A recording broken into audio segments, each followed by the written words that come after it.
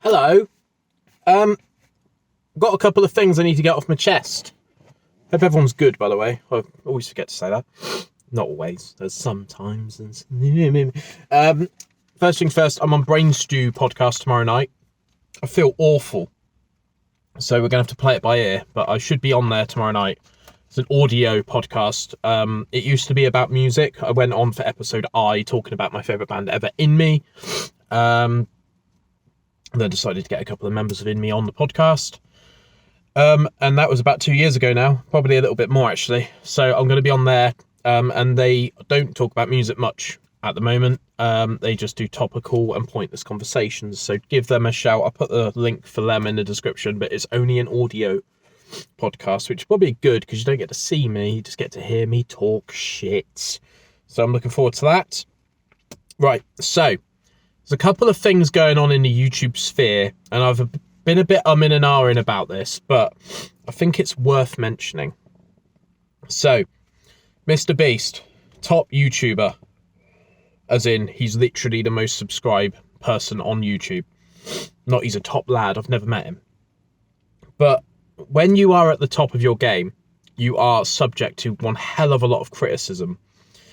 He did a video a couple of months ago, probably, maybe the start of this year, I can't really remember, it might have been like June, where he cured a load of blind people, and basically kind of called out the US government and said, you know, if I can do this, why can't you do it?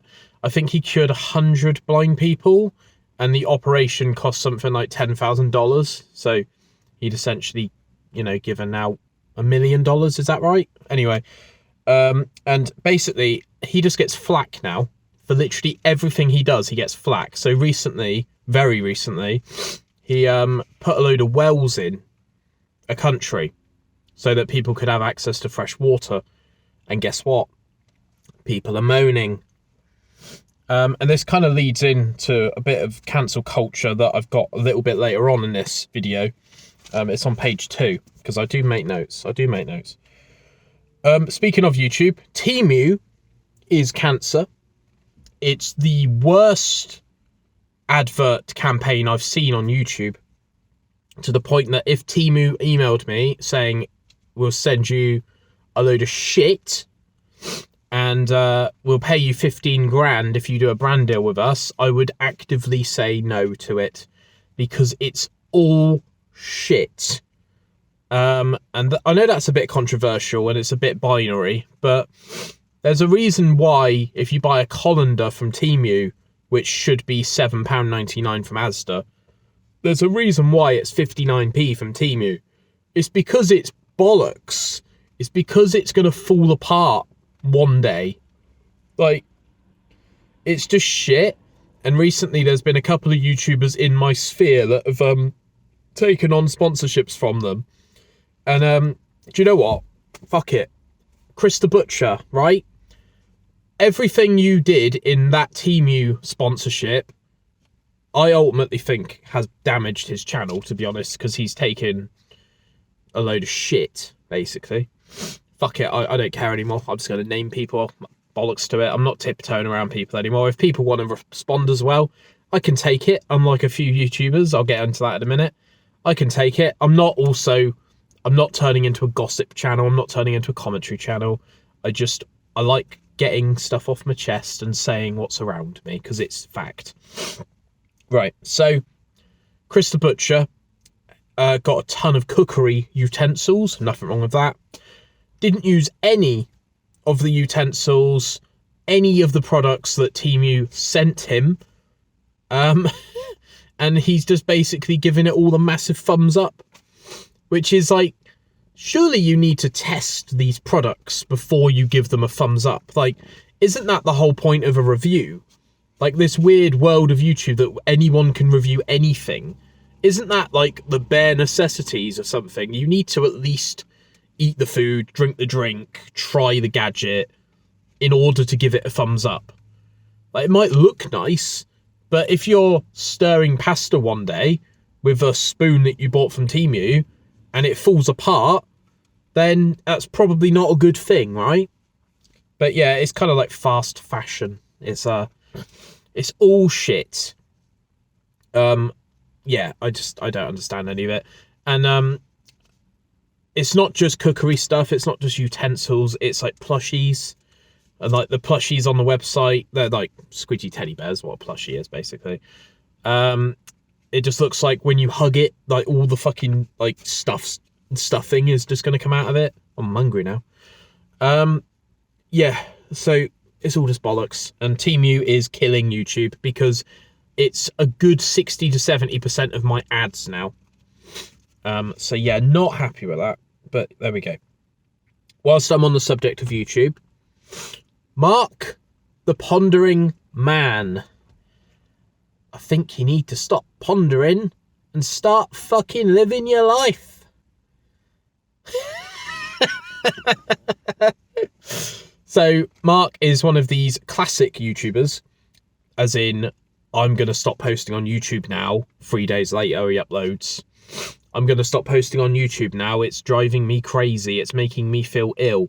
8 days later, he's back on YouTube. He's even creating new channels, which is mental. Like, if you say you're going to stop doing something, like, if I said to myself, right, I'm going to stop drinking Lucozade, and then I went to Aldi or Lidl and bought the Lidl or Aldi equivalent of Lucozade and started drinking it, I would fully expect my friends and family to be like, wait a second, didn't you just say you were going to stop doing that? I don't know. I don't know him. All I know is he's got more money than sense, according to his latest video. So take some of that money, mate, and fuck off on holiday like you've always been talking about. All right? So yeah, hi Mark. Hope you're well. Caramax died. I think it's a Cadbury product. It's a chocolate type thing. So my girlfriend actually mentioned this, and she was spot on. So Caramac died. Aldi started releasing a Blondie chocolate. I love Blondie chocolate. I'm a bit of a belly boy at the moment. And it's all sold out. Every single time I go into Aldi now, it's gone because Caramac doesn't exist anymore. So that's like the equivalent of Caramac. So once again, you don't know what you've got until it's gone, guys. And Caramac equivalent in Aldi is now doing a bit of a prime in that it's becoming very scarce. I wouldn't be surprised if someone was running out of Aldi right now on fire with a trolley full of Blondie chocolate. But yeah, rest in peace, Caramac. Sofia Franklin, ex-Call Her Daddy co-host. So Call Her Daddy is one of the biggest podcasts in America. And there's a woman on it called Alex Cooper. And Sofia Franklin was on Call Her Daddy. So what's happened there basically is she missed the boat essentially, and she started her own podcast, which will never ever be as successful as Call Her Daddy, because that was like the biggest one in the world at one point. So I think it's called F for Sofia. And I just don't like her. So recently, I think she's on some sort of campaign, or she's promoting something on all of the podcasts in America. And she has dropped a bit of a bomb in terms of, essentially, if she's dating someone or she's flirting with someone, she won't be able to progress that date any further until she's seen the man's bank account, which is fucking wild to me. Like, is that a measure of someone's trust? Is that a measure of someone's success? I'm sure a lot of people would say that is a measure of a man's success. But if I asked my girlfriend on my first fucking date with them if I could see their bank account, she would kick me out of Nando's so fucking hard that I would have a bruise on my butt for about 4 weeks. Not acceptable. Double standards. If Sofia saw my bank account, A, she'd have a fucking heart attack because I'm skinned.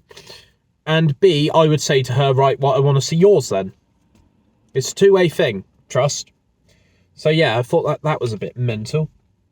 What else? Corey Taylor. And yeah, so Corey Taylor and Royal Blood. So Royal Blood, on the 5th of June, I've actually mentioned this in a previous video, they played a music festival. I can't remember the name of it, unfortunately. And they played 7 songs at the music festival and then called the crowd a bunch of lifeless idiots or something like that. Don't quote me on that exactly. And they got so much shit online that it was on every Instagram post. It was on every everything that they would post, you know, there would just be the sea of chaos underneath it. Like, fuck you, we're not listening to you anymore. I can't believe that I used to like you as a band, like blah, blah, blah. And something quite strange happened, which seems to be a bit of a thing at the moment, where Royal Blood just completely ignored all of the hate. They didn't respond to anything, and they just carried on as normal. And now, that's like been, what, 6 months?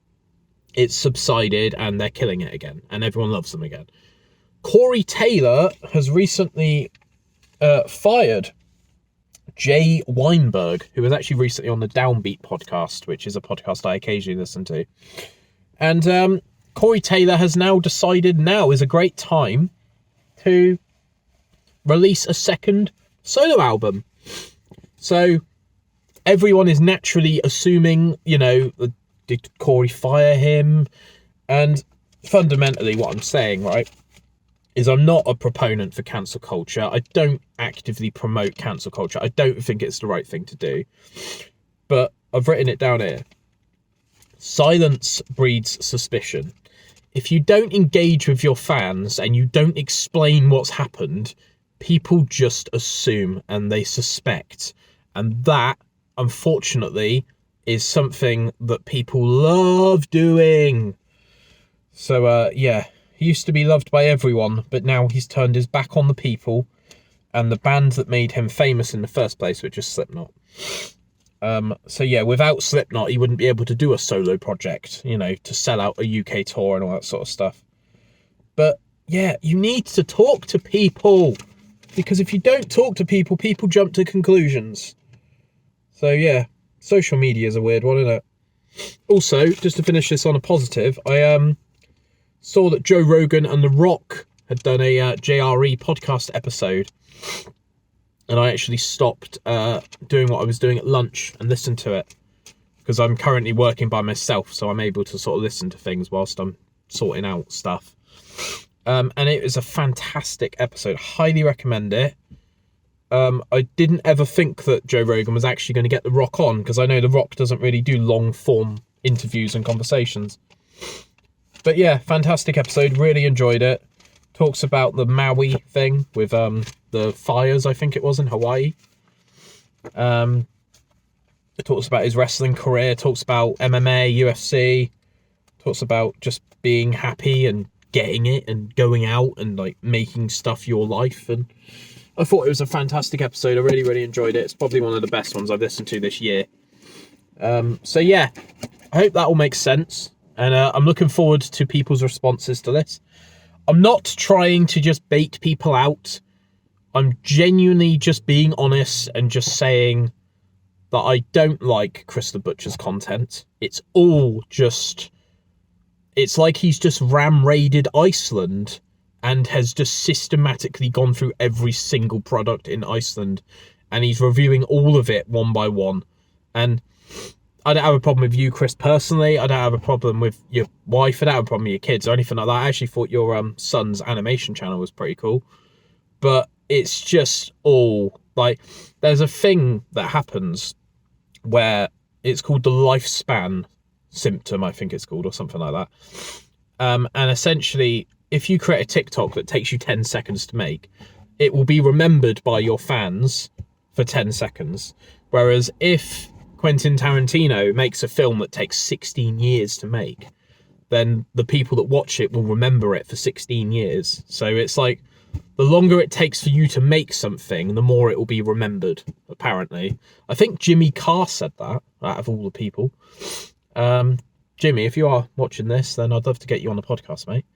And Mark the Pondering Man is just a bitter old bloke that just doesn't need any attention. And I'm a bit, should I give him attention? But I do agree about TEMU, though, Mark. I'll give you that. But yeah, you go after people that I respect, then I'm going to come after you, because I just fundamentally think that you're just a bitter old man on a sofa. So, get outside and go exploring, mate. All right? So, yeah, keep it bedlam. Yeah, looking forward to seeing what happens with this. Not trying to rile people up. I'm just genuinely being honest. That's all you can be in this world. So, yeah, right, I'm going to go in for dinner. Bye.